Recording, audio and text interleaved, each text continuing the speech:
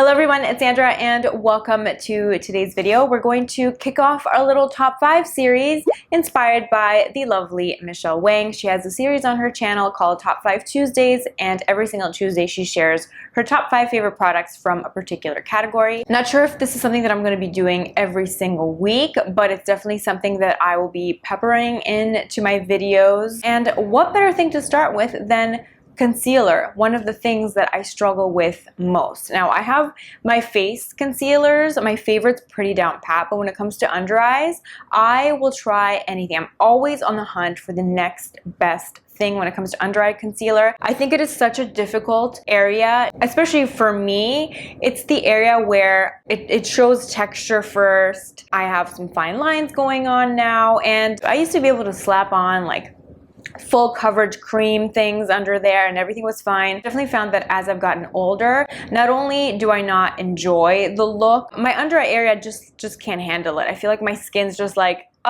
we have reached maximum capacity, lady. Stop putting stuff on me. And I guess I'm going to order them in order of how long I've been using it. The concealer in my collection that I have been repurchasing and using for the longest is Laura Mercier Secret Camouflage. I can't believe that it's been 9 years since I've been using this concealer. I distinctly remember purchasing my very first in 2010. I remember it exactly. I was on a girls trip. We were in Toronto and I bought this at Holt Renfrew on Bloor Street. Like, I just remember exactly. I used to use the shade SC4 because I was into the tanning back in the day, but now I use the shade SC3. This is the one that I've been repurchasing for the last like 3-4 years. I usually go through one of these per year. I always repurchase it during the Sephora VIB sale. And this is my favorite concealer for blemishes. I have a combination acne prone skin, and when I get that big hormonal breakout, nothing will cover it like this. There's just something about it. The texture's a bit waxy and it just clings to like those raised bumps and it will not budge. This is by far the best concealer that I've ever used for covering blemishes. It's something that I recommend to everybody that suffers from acne. I love the fact that you get 2 different shades. You get a lighter shade and a slightly darker shade with slight variations in undertones, so you can always mix and match the perfect shade to cover whatever you want to cover. I like to use this with a Sephora, the Sephora number 57 brush. This is my favorite concealer brush to conceal blemishes and hyperpigmentation on my face. I like to warm up the product with my fingers first. I kind of mix and match whatever shade I want. I dab it on the blemish and then I buff it out with this brush. If I'm feeling really lazy, I'll just go right in with the brush and then just dabbing it on the blemish. I always kind of clean the surface of this with some isopropyl alcohol. I like to do this with all my cream products just to kind of get that gunk off and just to keep the product clean, especially if it's a product that you're going to be putting on blemishes. You don't want to kind of spread and harbor the bacteria. After the blemish has healed, and when it comes to covering hyperpigmentation, my favorite concealer is the NARS Soft Matte Complete Concealer. I use this in the shade Cannelle. This is lovely. I have been using this since it first launched. Another product that I like to repurchase during the Sephora VIB sale. There's nothing I don't love about this. I know that some people use this under their eyes with good results. For me, this does not work under my eyes. I find that it looks a bit too heavy, but it works like a treat on hyperpigmentation. I like to, again, just dip my Sephora number 57 brush right into it, and then I go on over whatever acne scar, whatever sunspot I'm trying to cover up, and this just does such a great job.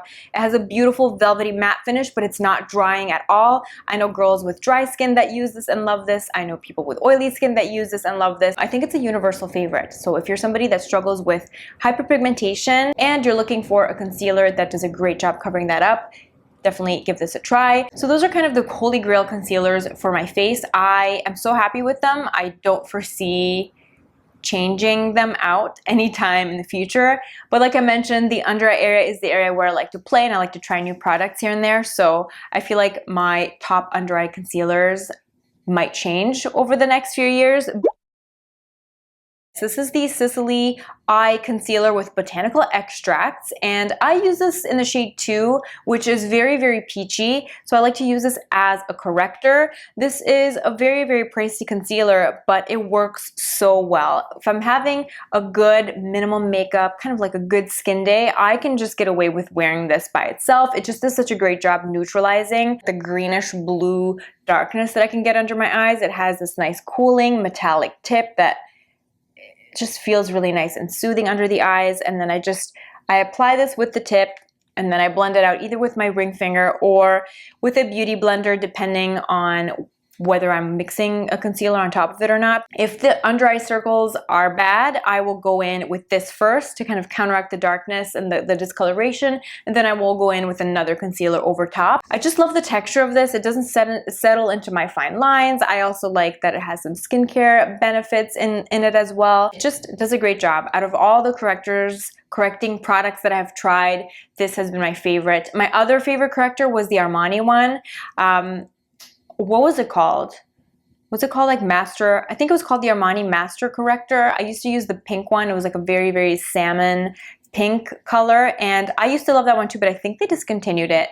I haven't been able to find it, and last time I ordered it from the Armani website, they canceled my order, so not sure what's going on there, but I do like this a little bit better than the Armani. Just the texture just works so well with my eyes, and I feel like this kind of does both, because the Armani is strictly a corrector, whereas this can be a corrector and concealer if I'm just feeling low maintenance and I just want one product to do the job. My next concealer favorite is the fullest coverage of the bunch, and this is the Too Faced Born This Way Sculpting Concealer. I use this in the shade Almond, and I don't love the packaging. I find it really bulky and weird. I would rather like something more sleek and more portable, but I love this concealer. This isn't quite as full coverage as Tarte Shape Tape. I feel like it's like a little step behind Shape Tape in terms of coverage, but for me, for my needs, this more than does the job if I really want that flawless under eye look, and it does the job in a flattering way.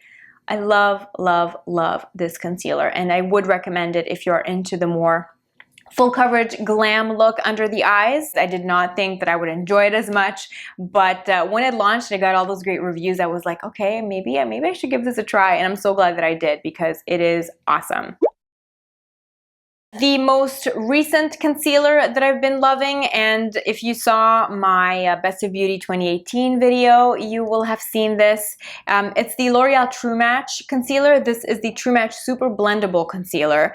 Now, I love this. This is a little less coverage than the Too Faced concealer, but it's so great for every day. This, with the SISLEY corrector underneath, this is kind of like my go-to everyday combination. I love the way that it wears throughout the day. I do use a little bit of the Laura Mercier Secret Brightening Powder to set. The only thing I don't love about this is the packaging. I'm not crazy about the whole sponge tip applicator thing, and I also don't like the fact that you get a very, very, very small amount of product. You only get 1.5 milliliters of product, so you get 10 times less product than in here. So if you were to actually like do the price per ounce on these two products, the L'Oreal concealer would actually come out to be more expensive than the SISLEY. Nonetheless, this is an excellent, excellent concealer. I use the shade W12, which is called Fair. It is the best drugstore concealer that I've tried. I used to really be into the Maybelline Fit Me concealer. That did me really well for about 2 years, but over the last year,